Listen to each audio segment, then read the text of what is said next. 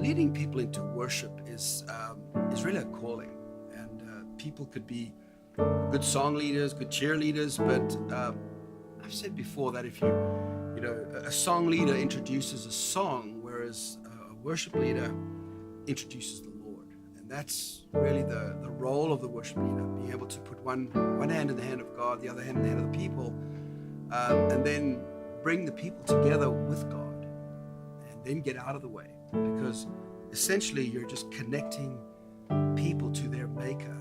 And in that corporate setting, there's a need for flow to happen.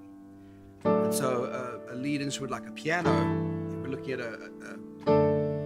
chords like this, just moving around, not too complicated, at the same time being able to, let's just say we're doing a song in the key of D, okay? And I've got a D chord here, and then I've got a G chord, and then a B minor, and then an A chord. Instead of playing the basic, all three notes on all chords, and it can sound maybe a little blocky, you can actually create what I call pedal tones. And so let's say the chord progression is D to G, okay? Going to B minor, and then say A sus, A seventh.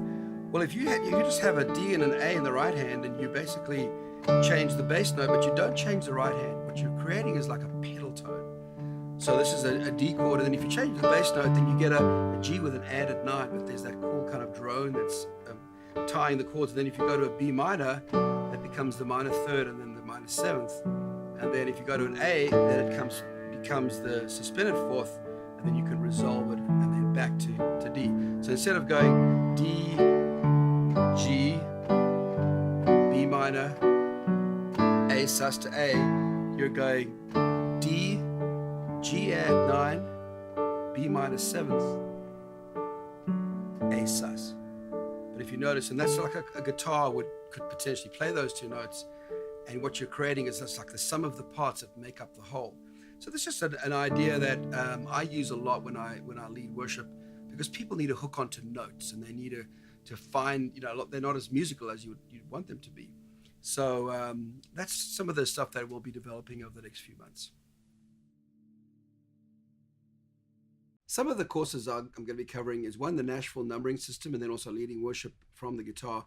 The Nashville numbering system, I'm going to try and give you a very, very short overview. Say we're in the key of G. So G chord would be number 1, and then E minor would be, all the chords relating to the key of G would be 6. 4 would be the C, 5 would be the D. So if I'm doing a progression in the key of G would be 6, going to 4, going to 5, and going to 1. And of course that would relate to different keys. So let's just say I'm actually now, I'm leading worship, and I'm using this progression, and I've given the band these 4 chords, the 5 and into the G. Let's say I want to bring it back down and kind of open up some room, and I might just go to more of a sort of an octave vibe here. So that's still 6, 5, and then or 6, 4, and then 5. And if you notice that I'm still keeping rhythm here, but I'm really just using just like basic octaves. So you're not actually hearing all the notes in the chord, but the piano would be covering that. So this allows for the guitar still to keep going, but it's not playing the full chord. It's actually using more the rhythm of the strings to keep a groove going, which opens up the dynamics. So let's say you want to build it, you want to go back to a full chord, that allows you to have a lot more of a full sound, and a much more punchy sound. So that shows you some of the guitar techniques.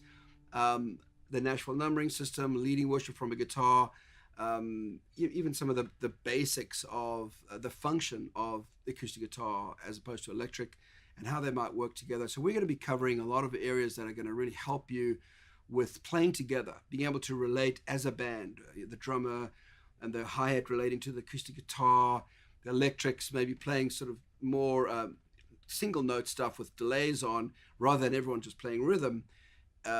Good arrangement is made up of the sum of the parts making up the whole. And so I'm going to be talking through lots of aspects of music arranging, how to bring people into that real intimate place of worship as a worship leader, as a music director.